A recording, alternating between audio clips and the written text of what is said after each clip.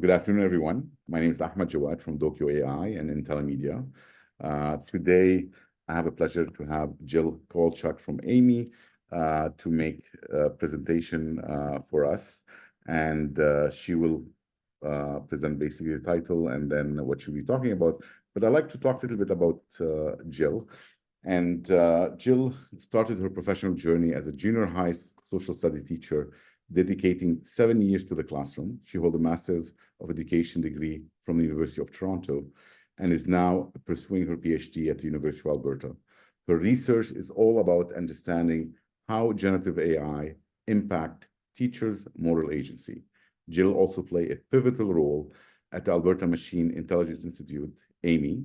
At AMII, she is a K-12 education advisor, leading the AI in the K-12 program. This program is all about empowering teachers and embracing their AI literacy so they can better support their students. Jill's work is not about or just about understanding AI. It's about making it accessible, exciting, and a part of the learning journey. Please welcome Jill. Thank you so much. I'm just going to take a moment and share my screen here. I think this is the one I want. Yes, it is. Okay, I'm hoping, Ahmed, if you can give me a thumbs up, if you can see my screen right now, that would be great. Okay, thank you. As I'm going, I would love if you would put questions in the Q&A or in the chat, and we're hoping to leave about 15 minutes at the end in order to address some of your questions. And I'm really happy to see some familiar names in our participant list today. So if you've heard me speak before, I'm sorry, it might be a little bit of the same, but hopefully you'll get something new out of it as well. So I'm here today to talk about our AI and literacy and ethics programming that we have at the Alberta Machine Intelligence Institute that I am leading out. So before I get started, though, I really just want to focus that me specifically, I'm located on Treaty 6 territory, which is the traveling route and living place for many Indigenous people who continue to thrive on this land. And I just like to start all of my presentations with recognition that real reconciliation demands truth and concrete actions. And this is something that I try to live out in all aspects of my life and in my work at AMII as well.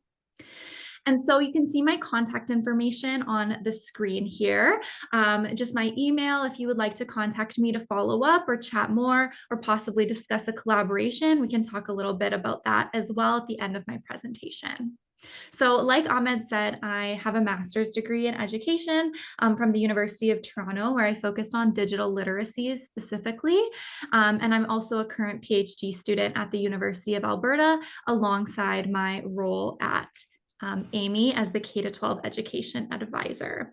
So firstly, if you're not familiar, just breaking it down really quickly, who is AMII, or the Alberta Machine Intelligence Institute? It's kind of a mouthful of a name, but our motto is actually inspiring world-changing machine intelligence for good and for all, with a really heavy focus on that for good and for all piece, meaning that the ethical component is huge for us. As we kind of progress this conversation towards AI, especially in education. So AMII, we are part of the Pan-Canadian AI strategy. And if you're not familiar, this means that we get a lot of our funding from the federal government of Canada, as well as the provincial government of Alberta. We are non-for-profit. And so there are two other institutes in Canada, one called MILA in Montreal and one called Vector in Toronto, that are part of this Pan-Canadian AI strategy. And we all work really together to advance cutting-edge AI research forward into both industry and in education. So like I've mentioned, I'm really responsible for leading out the AI and K-12 program at AMII and the strategy for that. And so what I want to talk to you about today is just a high-level overview of what the program is. Again, if you've heard me speak before, you're probably pretty familiar with this. And then I want to kind of go in a little bit. We don't have a lot of time together today, but go in a little bit towards like the ethical components and things that we talk about when I work alongside teachers and school boards. So really first, when I got started at AMII, our high level programming goal, and I've been with AMII for about 1.5 years now. So when we were really imagining what this program, the goal was and what we wanted to do here, we really decided that we needed to center teachers in this conversation and that teachers needed to be empowered with the AI literacy skills that they could then pass on to their students, because we know that AI literacy alongside digital literacy and data literacy, all terms which I'm going to discuss briefly in the future slides here, are really going to be important for the 21st century learner as they move on to post-secondary and into the workforce. And so we thought the best way to reach the most amount of students would be to focus on the teachers and really that professional development piece, if you will. And so initially, what we kind of conceptualized in terms of this program is we wanted to start it off with a pilot phase. So I was a social studies teacher at junior high and high school social studies teacher. So we decided that we were going to start with high school teachers, mostly high school. There were a couple of junior high teachers in the pilot. And so what we did is we brought teachers in from some large school divisions in the Edmonton area. And we had about 80 teachers in total from 3 different school authorities. So we brought these teachers in and we worked alongside them to really figure out, okay, what kind of questions or queries do they have related to artificial intelligence, as well as the curriculum? What kind of strategies are already working well in their classrooms when it comes to implementing technology? This is something we really didn't want to do in a vacuum.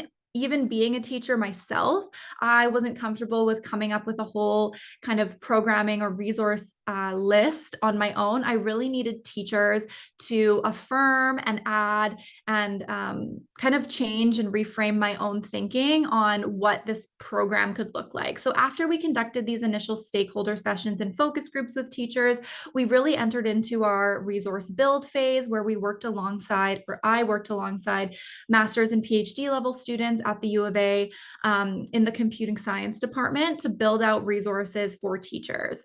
And these are in the form of digital learning kits. So these are things that teachers can access online for free and include things like lesson plans, assessment materials, videos, things like that, that they can use in their classrooms. Another part of this, a big part of this, what came from these focus sessions was a professional development workshop that has gone through many iterations. So if you've seen me present before, you might have seen kind of the main professional development workshop that I do, and then how I've made changes over the past year or so. So once we had all of our resources built, we had teachers pilot these in their classrooms. So during the 2023-2024 school year, teachers were piloting our resources and giving us feedback along the way. The pilot concluded in January, at the end of January in 2024, and we launched these resources to the general public in February. So we did it at a teachers convention, one of the major ones here in the Edmonton area. And since then, we have about 800 teachers in Alberta signed up and accessing using our resources. And excitingly, now we're moving into our elementary pilot. So we're doing this whole process again, but now with elementary teachers from different school divisions and building out resources as well as other professional development workshops for them.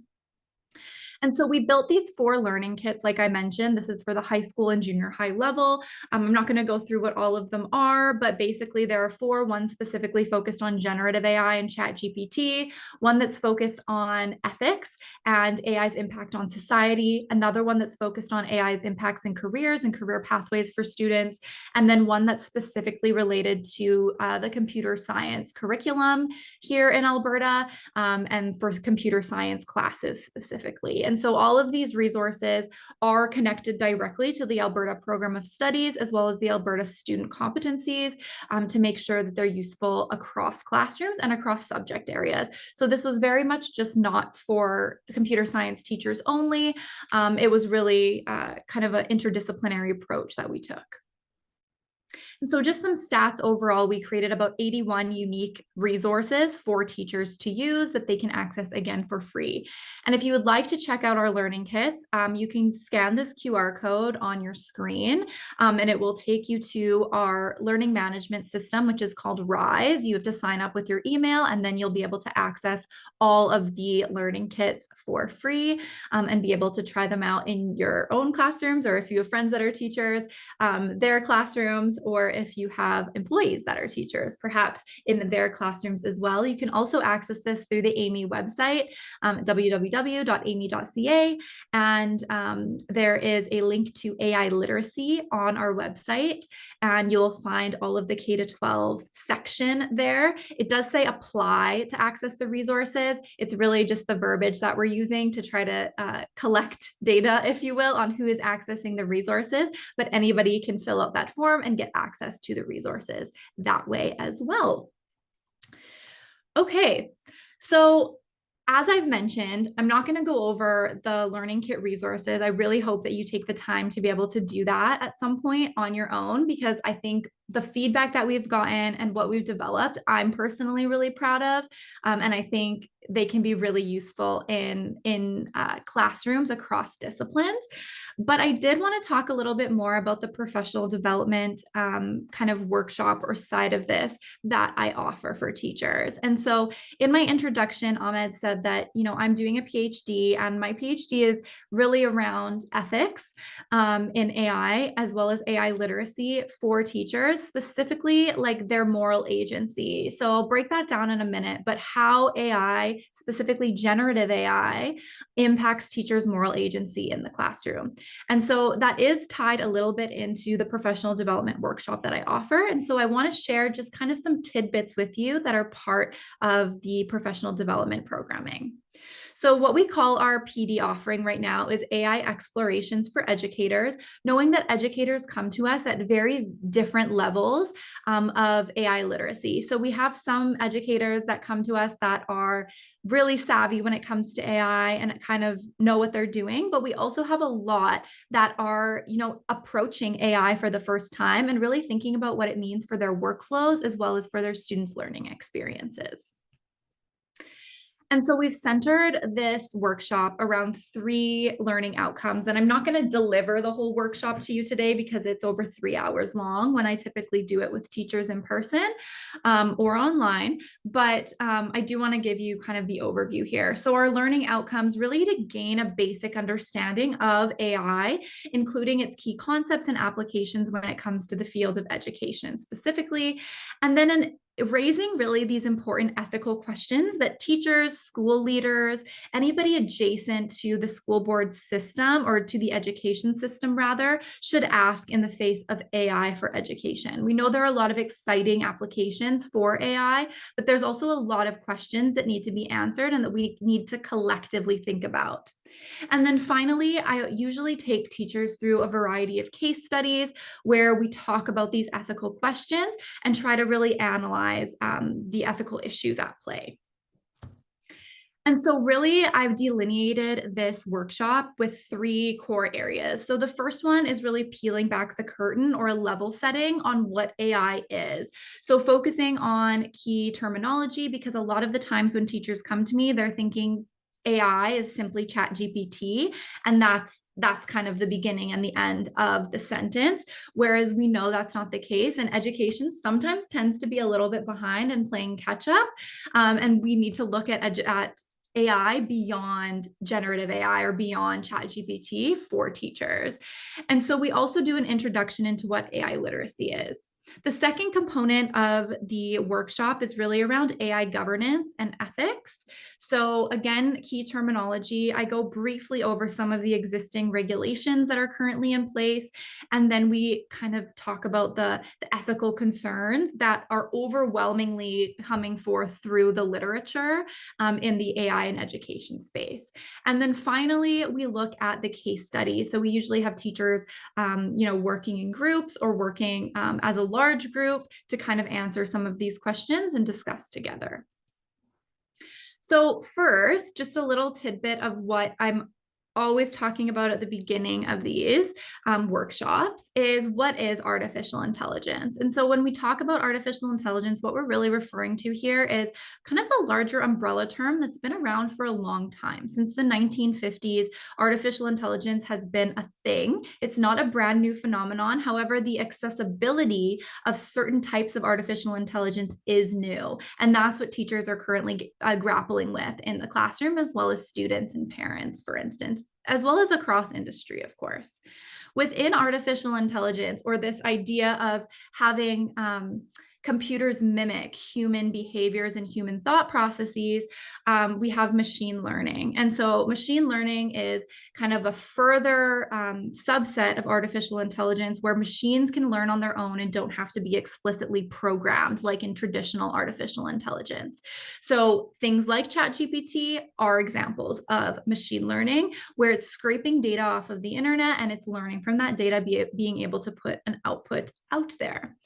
And then finally, even within that, we have something called deep learning, which I think is what most people are scared of when it comes to AI. It's really, we often refer to deep learning as these black boxes. A black box that we don't fully understand, even the scientists that have created it might not fully understand what is happening in their model. And so this is where a lot of the fear from AI comes from. But just because something is not as understandable doesn't mean that it's sentient and it's going to come to life or anything like that. And so I really delineate that with teachers when I'm giving this workshop. So again, just the overall key terminology here: AI, enabling computers to act intelligently by mimicking human behavior. Machine learning uses lots of computational power and data to enable machines, computers, to learn on their own. And then deep learning is this further subclass that's sometimes referred to as black boxes. Within machine learning, I think it's also important for educators and students to be able to see how AI is impacting their lives already in a lot of ways. I've had a lot of parents, when I've given presentations to parent groups, come to me and say that they are fearful of the way that school boards are using their child's data, and that they don't want their child to be on something like Google Classroom. And then this is really this is an important question that I think needs to be asked around data privacy and security. However, it's important to also recognize that we already live in a world where our data is being used. Of course, if we're using our phone for accessing the internet, we're already being tracked, if you will, in certain ways. And so it's important that people understand how machine learning is already at play in their everyday lives. So I often go over the difference between supervised learning, unsupervised learning, and reinforcement learning. Which supervised learning, it really is just this idea of given labels on data, ML, or machine learning models, are able to predict a new data point. So if we give it 100 labeled pictures of dogs and a new picture is fed into the algorithm, the machine learning algorithm is going to be identify that yes, that is in fact a dog, or no, it is not. Unsupervised learning is more so about identifying patterns as opposed to something that's explicitly labeled. And then reinforcement learning, we're looking at given information about the environment, the machine learning algorithm learns to choose the best action for maximizing a reward. Or by maximizing a reward. And so when we're thinking about robotics, a lot of the time, that's what we're referring to is reinforcement learning, where robots are trained first on simulations where they're given a reward, which is basically a positive number if you're a machine learning algorithm, or they're given a negative reward or a punishment if they do something wrong, in the case of like robots learning how to walk. And there's lots of videos on the internet that you can find about those simulations and how specifically like Google and DeepMind train these types of robots. One of the things that we talk about a lot in the education space is the other tools, if you will, the other AI collaborators that are becoming really popular amongst educators. And I think it's important to recognize that these are happening, or these are popping up at an exponential rate. So this slide is even pretty old. I should honestly probably update it. But when I first started having these conversations with teachers, these are kind of some of the applications or AI models that came up. And a lot of them are actually just using ChatGPT or using the GPT API and just have like a teacher face over it. One specifically, Magic School, is super popular with teachers, and they've recently come out with one called Magic Student that I haven't had the chance to really play around with yet, but that can basically do the same thing that Magic School does for teachers for students. So you could literally set up a child with an AI and have them work alongside that AI. A lot of these other ones you might be familiar with, like Canva has an AI kind of plugin, if you will. ChatGPT is there on the screen. Questionwell, these kind of applications, they're all about putting in outcomes or objectives from the program of studies or the curriculum, and then creating content based on that. So they are generative for the most part. And so when I'm talking about generative AI, we're really talking about a specific category of AI systems that's designed to generate new content or data, and it's not explicitly programmed. So again, part of that machine learning subclass of AI. And they primarily create content around text, video, images. I'm sure we've all seen a lot of what ChatGPT can do, and it's becoming even stronger and smarter as we feed it more content and train it even more. So they learn from really, really large data sets. And it's actually like OpenAI, the company who created ChatGPT, doesn't actually know how much data was used to train it, which I think is really interesting. And I think that's also what a lot of people are frightened of. But again, not becoming sentient, it doesn't mean that the human race is, going to become extinct or anything like that due to ChatGPT. It just means that it's scraping a lot of data. Specifically in education, we need to look at how this surge in generative AI can be attributed to, massively increasing computational power and abilities and data resources, also the accessibility of data. And so this has really led to this sophisticated nature of machine learning applications and the influx of more apps for education when it comes to AI and for teachers and students to use.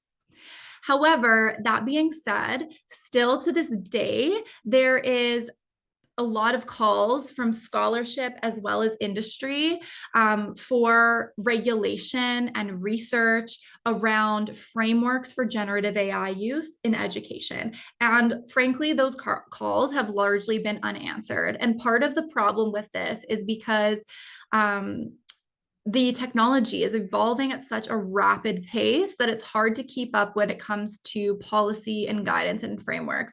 However, I know a lot of the school boards that I'm working with, a lot of the school authorities that I'm working with are really interested in creating guidance and creating frameworks for their teachers to be able to implement AI in a way that makes sense and that's safe for students and for themselves. Another key thing, and I've said it a lot already, is AI literacy. And this might be a new term for you. It might be one that you've kind of heard. And what I really hope is that AI literacy doesn't kind of become this like empty signifier term. Typically in education, we have a lot of these terms that we throw around. Nobody truly knows what it means, or they have a lot of different definitions. And so I think that's the tricky part here when we're talking about these different kind of literacies that students are going to need to be successful in their lives.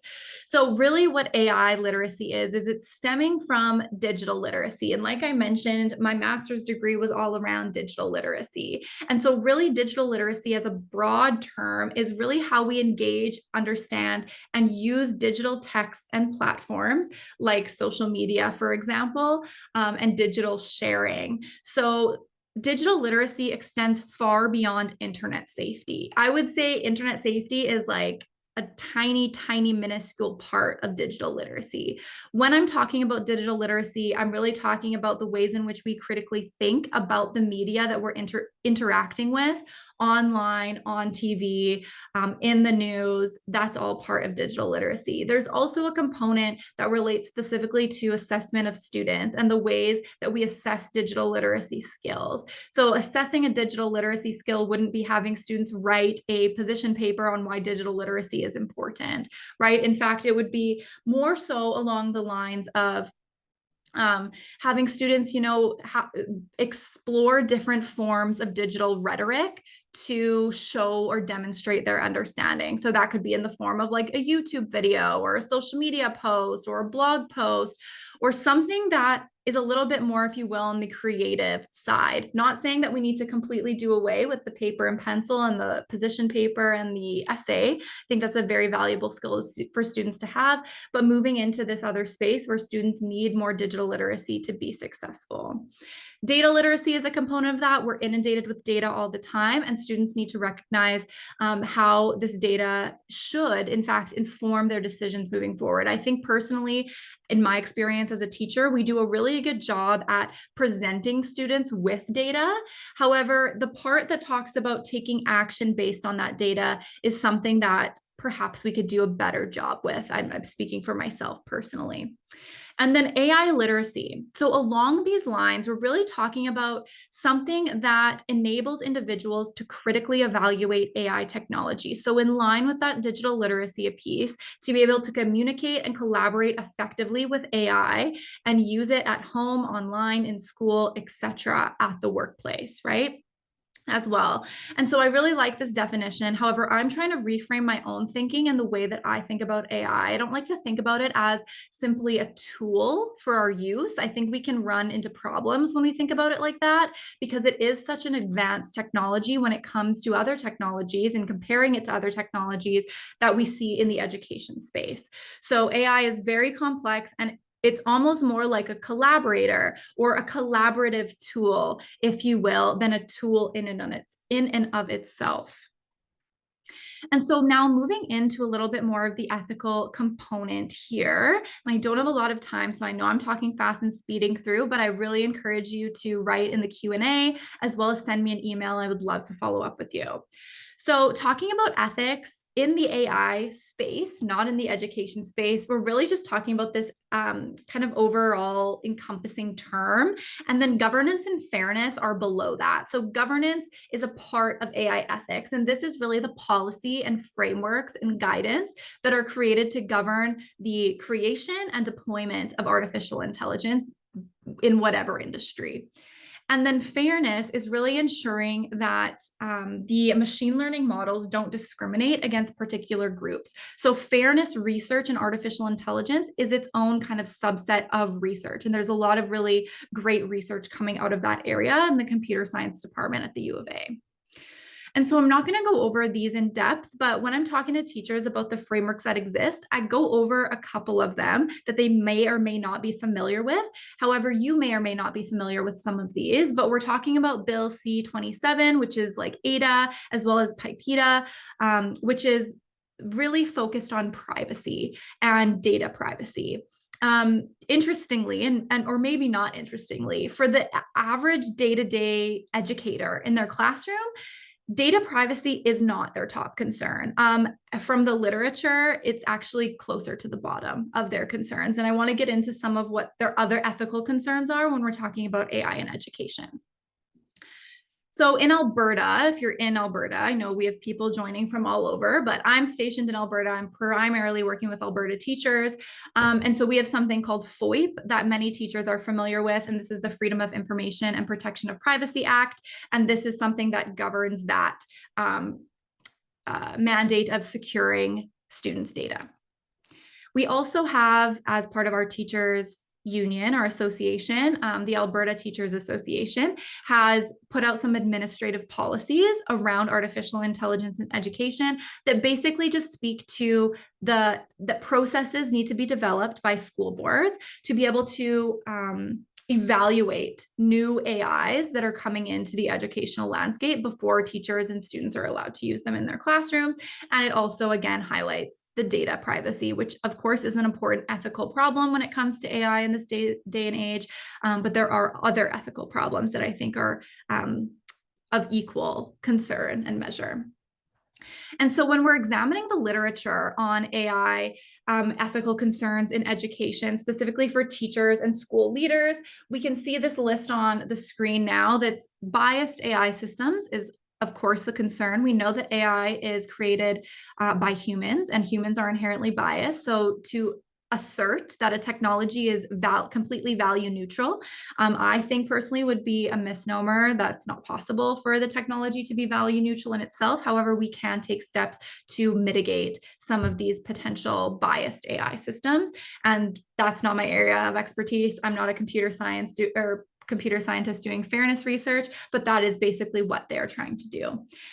Teacher autonomy and teacher moral agency come to the top of the list when it comes to ethical concerns, and there's not a lot of literature around this. The student-teacher relationship, the rubber stamp phenomenon, which I'll get into, AI human value alignment, cognitive extension and cognitive atrophy, consent, and then you'll see data privacy at the end of my list. So when I'm doing this with teachers, I usually go through 2 case studies. One is around generative AI, specifically ChatGPT, and I'm not going to show you the video that I show, but it's a video where a pretend student is using AI in a high school English classroom.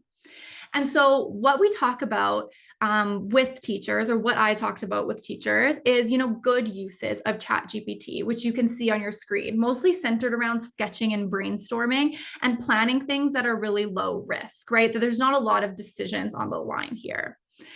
But however, we do talk about generally when should we not use generative AI or ChatGPT. And one of the things here, obviously, is the sensitive or personal information. We don't know where this data is or where it's going or who has access. Also, when it dehumanizes interactions. And I think this is really important for education, because my biggest fear, I think, is seeing a system or an education system where it's like one teacher to like 300 students, and they're all just plugged into an AI, and there's not really any human connection. We know from the scholarship that it's so important for teachers and students to have that relationship to ensure that learning is actually, meaningful and occurring in the way it's supposed to. Also, to plagiarize, we know in education, this is one of the main concerns that comes up for educators, is that ChatGPT and generative AI is going to be used for plagiarism. And there's, of course, a lot of questions around that and how do we prevent that from happening. There's also this whole other side of the debate that talks about how ChatGPT is in fact not plagiarism. Simply copying and pasting from ChatGPT is original text. ChatGPT is creating and can regenerate original text back to back to back. So there's there needs to be a different mechanism for understanding what plagiarism is in this age of AI.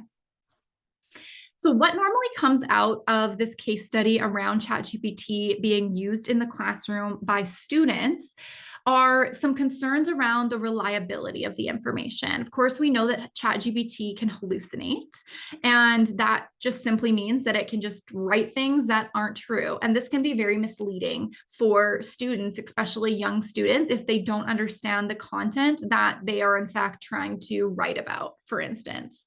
Privacy, again, is a concern, as well as this plagiarism question, and then cognitive atrophy. So a lot of teachers and scholars have introduced this idea of cognitive atrophy, which is really just the overuse or over-reliance on artificial intelligence and what that's going to do for students' learning in the long term. If we rely or outsource too much of our cognitive tasks on one technology, what is that going to do when we need to write something in the future? So this is a concern, but again, this was also a concern when calculators came up. This is also a concern that happens a lot in education with assistive technology that isn't AI related. So thinking about this, we need to consider that AI is in fact a form of cognitive extension. So we already have a lot of this in education, a math manipulative, a calculator. Those are forms of cognitive extension that we use probably like every day in a lot of our classrooms across education systems.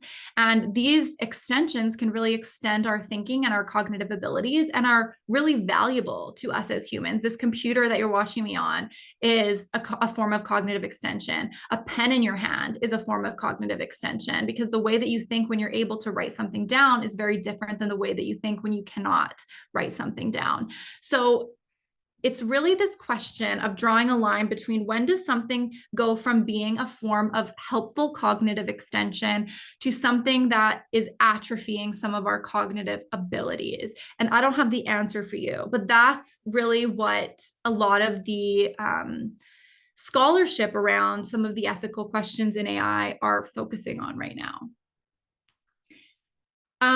There's also this question around teacher agency that comes up. So if students are using AI to ask it questions and get answers, and they don't need to go to their teacher anymore for those same questions or for that same level of feedback, then what is it going to do to the student-teacher relationship, as well as the teacher's professional autonomy? And so there is, this kind of, I wouldn't say it's an overwhelming fear, because it's actually been polled as like not a huge fear for educators that they're going to lose their jobs in the face of AI. And I think part of that is because they recognize and they know how important their role is in the classroom environment. But there is this concern of how teachers utilizing AI in their workflows is going to impact the teaching profession, as well as their own pedagogical choices in the classroom. And so I think that's an important question to also think about when it comes to the design of these AI systems for education. So really, when we're talking about professional autonomy for teachers, this is something that people have, or teachers have, and it's the capacity for teachers to be able to govern themselves in their own classroom space, whereas moral agency is more aligned with something that people do. So it is, again, an umbrella term that encompasses professional autonomy, but also speaks to adaptability, intentionality, and responsibility. And responsibility is a huge question in this age of AI. Who is going to take responsibility when something goes wrong? If a Tesla crashes, like, who's at fault there? Is it the system? Of course, we need humans in the loop still, and a lot of the responsibility falls on them, but is that going to change as AI systems become more intertwined with our existence as humans? One of the questions that also comes up when integrating AI into the classroom is around this idea of consent. So this is the case with any technology in education. If we bring it forward, we're often faced with these large, legal documents as teachers or as parents in order to ascertain if a technology is useful or should be used at all in a classroom environment. And many say that's largely unfair. And this idea of consent in the age of AI is also something that needs to be reframed and rethought. Moving on from generative AI, I like to focus on, I'm not going to show you this because it's going to take too long and I have like 5 minutes left. So we move on to a case study where AI is simply not generative AI. This is AI for student engagement. And this is something that you can find easily on YouTube if you just look up the title, which is How China is Using Artificial Intelligence in the Classroom, from the Wall Street Journal. So basically, students have headbands on, and it is meant to measure their engagement levels in the classroom. And then that data is shared with parents in like a chat group of sorts. And I recognize this is a different cultural context than where I currently am right now, but there are very clear ethical problems here. And when I show that to teachers, teachers are usually like stunned at seeing something like this is actually taking place. But I like to say that we're not really that far off. We're moving to a place where facial recognition cameras are something that we're starting to see, especially in the Western world when it comes to exam monitoring and education. And so this idea of technology being used as another form of surveillance for both students and teachers is going to be enhanced in the age of AI. And so thinking about this particular case study, what often comes up is, the unjustified punishments and the toll on mental health that AI could potentially take here. We've seen a similar toll with social media, for instance. And so what is the toll on mental health that AI is going to pose?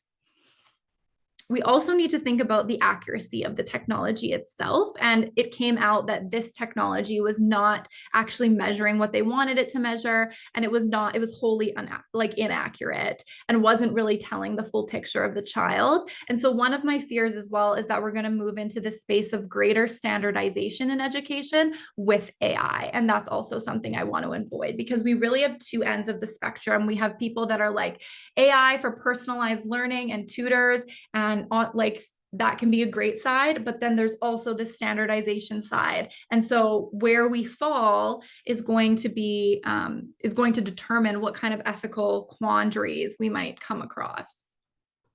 Something that goes along with the idea of cognitive atrophy as well, or limiting those cognitive processes, is this rubber stamp phenomenon. So this idea that we are essentially going to become rubber stampers of ideas or decisions determined by AI. And there's already been case studies around this, specifically in the judicial system in the US that I've read recently, around who is being granted parole or not, and trained on biased data, and judges or mediators or parole boards just saying, like, this is what the AI algorithm said, so this is what I'm going with, without giving it that critical thought.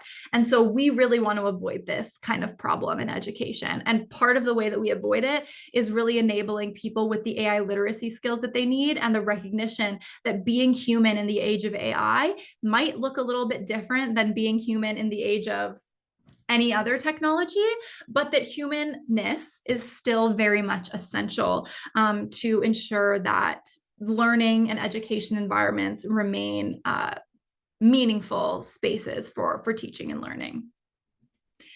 And so what I always like to share with teachers is really that when you choose to use an AI in your classroom, you're effectively inviting a third entity into the room with you. It's much like inviting a guest speaker into the classroom. That system is coming with values imbued into it already, and it's going to impact the choices that you make as an educator.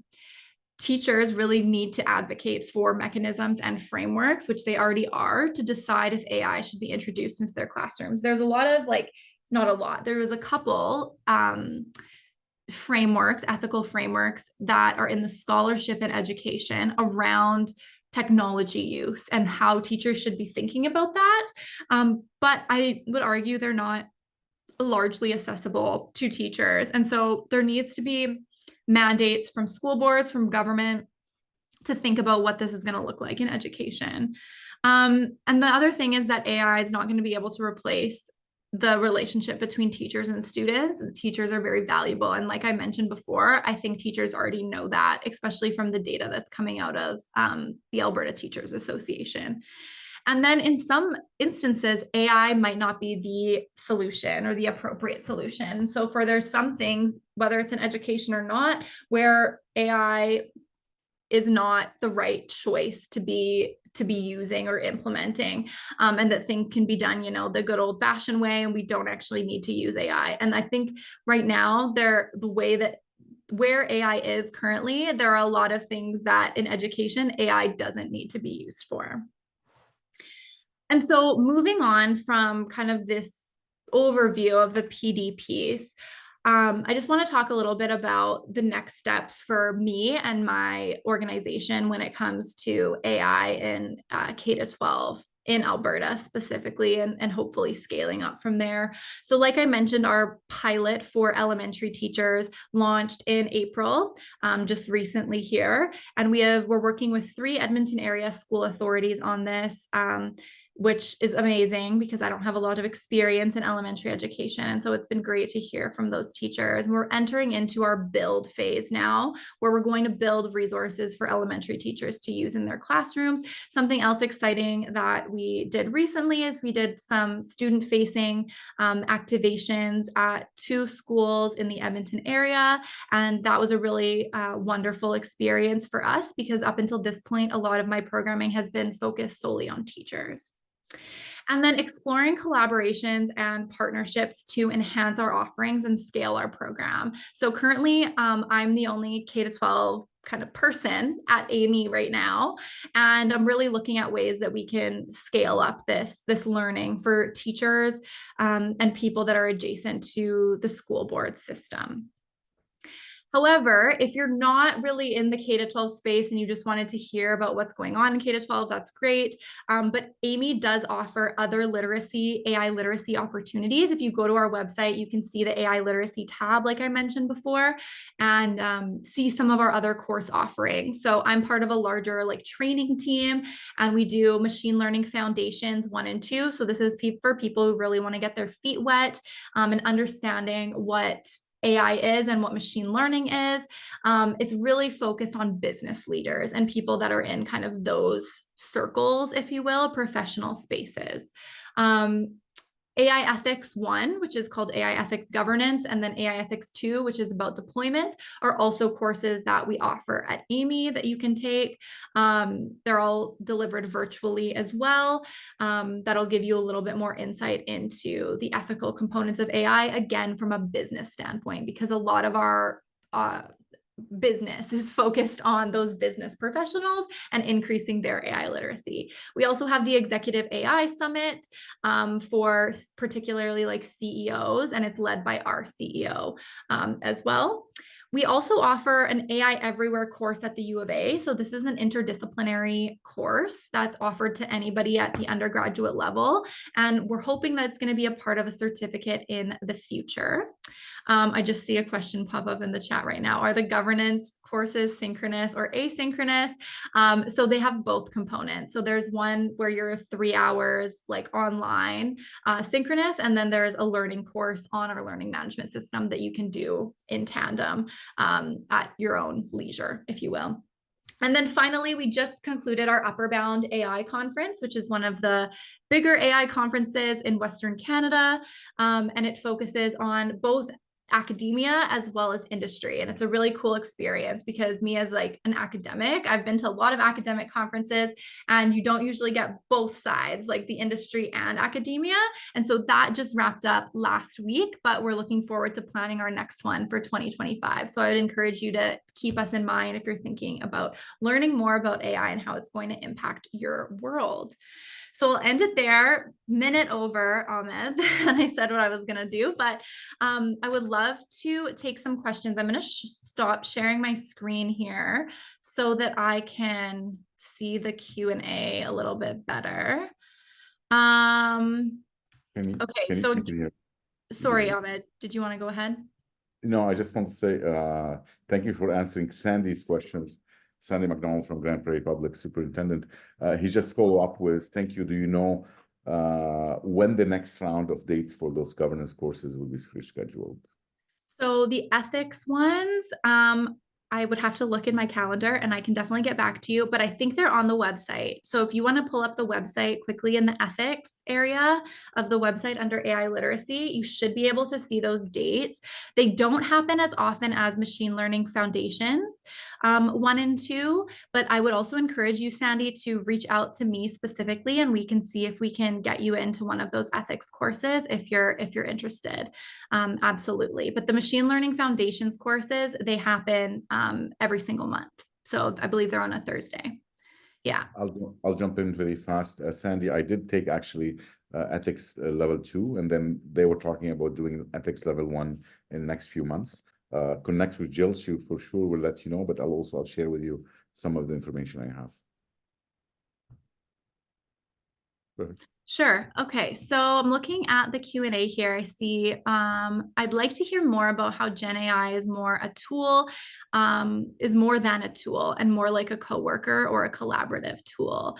So yeah, I think the way that I'm thinking about it is one of the things that's come up for me a lot with teachers is people that don't have a full understanding of the technology, myself included, are often like, AI is the same as a calculator. It's really just doing something for me that I can understand in some way. A calculator is a mechanism or a technology that many people understand the calculations that are going on behind that. Artificial intelligence, the form of ChatGPT or generative AI, even the scientists who have created it don't know how much data it was trained on. They don't know they don't fully understand the technology themselves. And so if the people who are creating this don't understand the technology, that in itself shows us that this is a very much more advanced technology than what we've seen in the past, particularly in the education space. And because this technology is coming in with values imbued in it. And I know ChatGPT is trying to be as neutral as possible, and it's really hard to get it to say something super biased or racist or vile. There are other AIs, generative AIs, where it's easier to get those types of outputs. And so I think really I'm thinking about it as the ways that it's helping teachers' workflows as well as students' learning environments is more like a collaborative partner than a calculator, right? Like you can prompt ChatGPT all day long and have a full-on conversation with it. That makes it a little bit more of a personal connection than you would have with a pen or with a calculator. Yeah, I hope that answered your questions. And this is something I'm trying to reframe in my own mind right now. But I just think that when we think of things as tools in education, sometimes what ends up happening is we're like, okay, we're going to train teachers on this one tool. And then a new tool pops up, and it's just this continual cycle of educational fads and training on tools instead of training on overall concepts or like these ethical questions, or what should teachers do when a new AI collaborator or tool is introduced. And so that's kind of my thoughts on that. I also see a question, did you face any specific challenge when you started to empower and train teachers, the different levels of knowledge and understanding, interest related to AI, and how did you manage this situation? Yeah, so definitely. When we first did our pilot, we actually had in a couple of the school boards, we had teachers apply to be part of this pilot. So they had to apply with their school boards. And that really gave us teachers that were already interested in AI to some extent. And that's what we wanted, because we needed people to try out these resources. We didn't want the folks that were really, really fearful to not use our resources, and then we're kind of at square one, right? So for the first pilot, definitely. But since then, I've done a lot of talks and had a lot of conversations with people who are really fearful of AI. And mostly it's stemming from the idea that they don't fully understand the technology. And so even the workshop that I give, it's changed so much from the first time I gave it, because I was way more heavy on the technology piece. And so it's really been about finding that happy medium when it comes to understanding what AI is, and then being able to go into those ethical questions. You really do need some foundational understanding of the technology before you can have a nuanced discussion about ethics. And so really it's just been relationship building. That's the biggest part of my job, is just maintaining those relationships with teachers, engaging in those conversations. And I really think that's helped scale the program to where it is now in this just short few months that it's been really launched. But definitely there's a massive spread when it comes to teachers who are interested and not, and that's just the case for anything in education. And my mandate isn't to reach every single teacher, right? It's the ones who are interested, even if they are a little weary, to kind of get them on board and answering some of these questions. And as you can tell from my presentation, like I'm not a whole like AI is the solution for everything. And I will totally admit that, even though I do work for an AI company, sometimes it isn't the solution. And we need to talk about that as well. Jill, there is a question. Sorry. Yeah. I did answer it to say we'll answer it. I saw it disappear. It came from Kiwal Dariwal, who's a friend of mine. What is the role of data science in the context of AI, ML, and DL, or deep learning? I don't know if I could answer that. Yeah, I'm not sure if I have the answer to that. Like data science, I know we have a lot of data scientists that work at AMII. I'm not 100% what they do on what they do every day. But I know that this is a huge conversation, and specifically when it comes to the education side of things, I have a lot of one of our learning kits on careers is really delineating that stream, right? Like students can potentially go into the data science stream. You don't need to have a PhD in AI or in computer science to work in an AI environment. And so I really like to take it on that lens, that there's so many different options for students now in different career pathways when it comes to the technology industry, and thanks to AI. Although we know that AI is removing some jobs due to like increased automation, we also know that it's creating a lot of opportunity. Can I just try to answer it a little bit? Yes. So I live in data, and then basically we have Sandy and others from school districts where we deal with data a lot at the point of doing analytics, basically give them reporting, drill down, and so on. But what is the goal of that? What is the purpose of all of this? Is really to inform the practice of the teacher, to ensure they have enough information they could support their students. Same thing all the way to district level where they could do the planning. Now, what AI is doing for us, and we're trying to do in terms of the same data, we're getting answers for prediction much better, and also too for recommendation based on the history of data that exists in the districts. And that's very, very important. Now, the question is, now we're also seeing from our own experiments is we're seeing a different view of data than before, because AI is assisting us of saying, well, maybe we should look at this more. There could be some issue or challenges with those set of students. So really AI is going to get us to the goal faster, but doesn't mean, and I say doesn't mean we cannot question data. We always have to question the results, knowing where it came from. And that's very important. AI is going to be important for us, not only on the learning side, but on the result of prediction and recommendation. So I know maybe this is not the greatest answer, but really this is very interesting for not only in education, but also in different industry, finance and others and so on. So, yeah. I hope I answered your question to you all. Is there any other questions, Q&A there? So I see one that says, if someone breaches the ethical concerns, what actions can you put in place to deal with such a situation?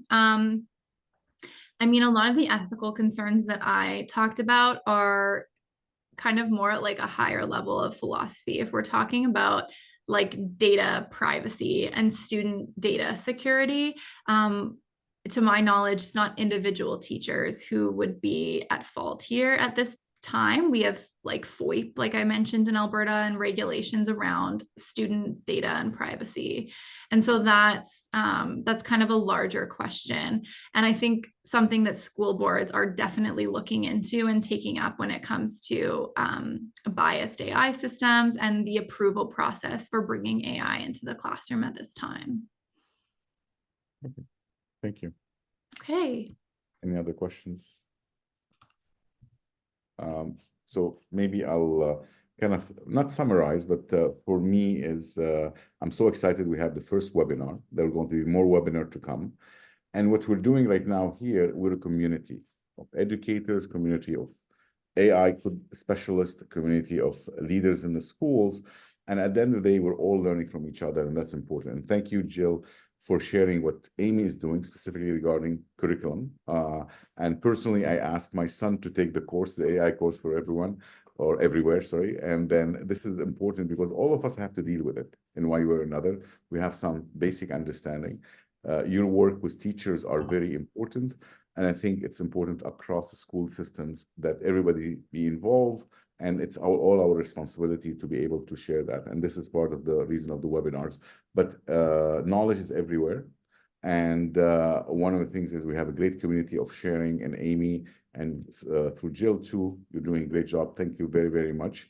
And thank you for all the participants. And please send email to AMII or to myself if you have any questions. And look forward to the next webinar that we'll be putting hopefully in the next month or so, but it's going to be continuous. And this is part of building the community of sharing regarding AI, and the center of that is improving student learning. So thank you very much, everyone. And thank you, Jill. Thank you. Thank you, everyone, for joining and for your great Bye, questions. everyone.